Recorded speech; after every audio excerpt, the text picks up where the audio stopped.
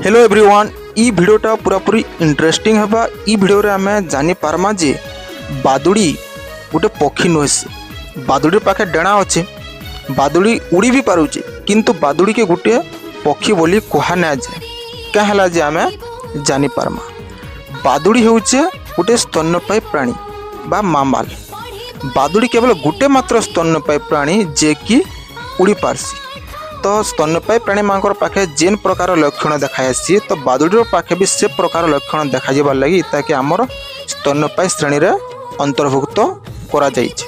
तो पहला लक्षण होउछे जेतकी भी स्तन्यपायी प्राणी माने अछन मोस्ट ऑफ दी समस्ते छुआ जन्म करसन। आ छुआ जन्म कर सारा पर सामने कहाँ करसन स्तन्यपान करसन। तो बादुड़ी भी कहाँ करसी छुआ जन्म करसी, छुआ जन्म कर सारा पर स्तन्यपान करासी। मन रखितन बादुड़ी अंडा नहीं दे, बादुड़ी कहाँ करसी छुआ जन्म करसी। 2 नंबर लक्षण है जेतकी भी आम स्तन्यपायी प्राणी माने अछन समस्त शरीर कण अच्छे लोम बा फर अच्छे।